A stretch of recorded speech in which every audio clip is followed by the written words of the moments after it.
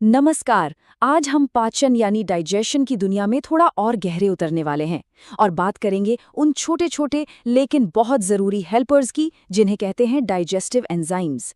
आखिर क्यों है ये हमारे अच्छे स्वास्थ्य के लिए इतने ज़रूरी और इनका बैलेंस बनाए रखना इतना मैटर क्यों करता है? चलिए आज इसी को समझते हैं। कभी ऐसा महसूस हुआ है कि कुछ खाने के बाद पेट में भारीपन सा है या थोड़ी बेचैनी हो रही है? अगर हाँ, तो इसमें हैरान होने वाली कोई बात नहीं। ये एक बहुत ही कॉमन फीलिंग है जो हम में से कई लोग आए दिन महसूस करते हैं।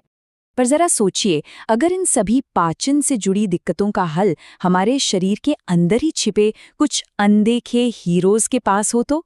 ये वो हीरोज़ हैं जो बिल्कुल चुपचाप अपना काम करते रहते हैं ताकि हमारा शरीर एक बढ़िया मशीन की तरह चलता रहे। तो चलिए अब इन गुमनाम नायकों से पर्दा उठाते हैं। आखिर ये डाइजेस्टिव एंजाइम्स हैं क्या भला, और क्यों ये हमारे शरीर के लिए इतने ज़्यादा ज़रूरी हैं? इसको ना बहुत ही आसान भाषा में समझते हैं।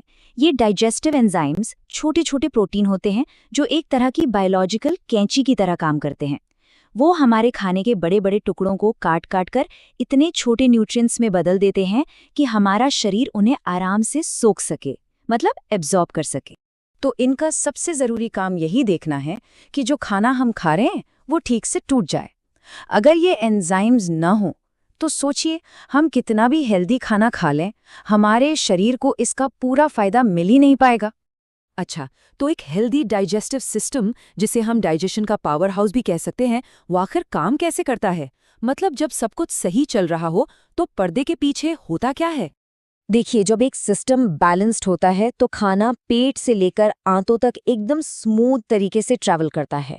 एंजाइम्स बिल्कुल सही टाइम पर सही मात्रा में निकलते हैं और इससे हर न्यूट्रिएंट अच्छे से एब्जॉर्ब हो जाता है।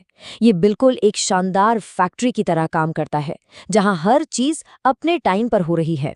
लेकिन तब क्या होता है जब ये नाजुक सा बैलेंस बिगड़ जाता है?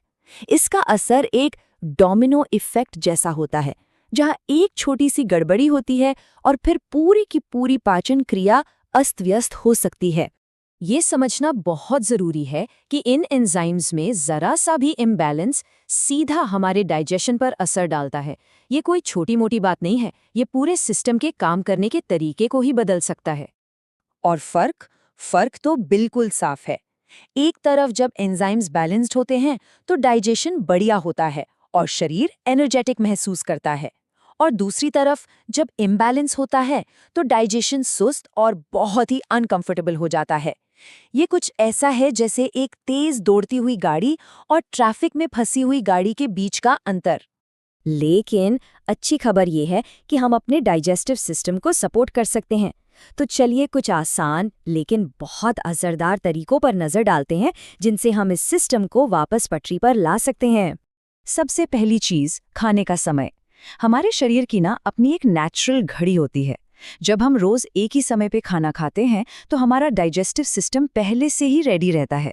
उसे पता होता है कि एंजाइम कब बनाने हैं, जिससे डाइजेशन ज्यादा एफिशिएंट हो जाता है। और दूसरी जरूरी बात है शांति से खाना। देखिए, जब हम तनाव में या जल्दबाजी में खाते हैं तो हमारा शरीर फाइट या फ्लाइट मोड में चला जाता है। ऐसे में डाइजेशन उसकी प्रायोरिटी नहीं रह जाता। एक शांत और आरामदायक माहौल में खाने से हमारा शरीर एंजाइम बनाने और खाने को पचाने पर बेहतर तरीके से फोकस कर पाता है।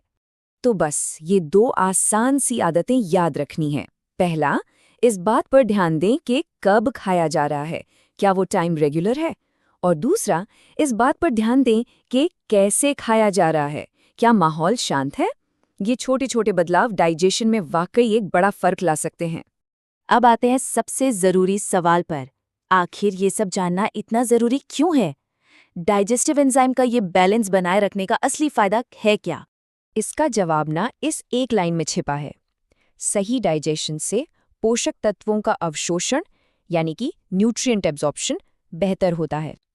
तो ये सिर्फ पेट के आराम के बारे में नहीं है, ये असली पोषण के बारे में है जो हमारे शरीर को मिल रहा है। तो मतलब असल बात ये नहीं है कि हम खा क्या रहे हैं, बल्कि ये है कि हमारा शरीर उस खाने में से इस्तेमाल क्या कर पा रहा है। अच्छा डाइजेशन ही वो चाबी है जो खाने में छिपे न्यूट्रिएंट्स के खजाने को अनलॉक करती है। तो इस पूरी जानकारी के बाद अब सोचने वाली बात यह है कि अपने डाइजेशन को बेहतर बनाने के लिए आज ऐसा कौन सा एक छोटा लेकिन असरदार कदम उठाया जा सकता है।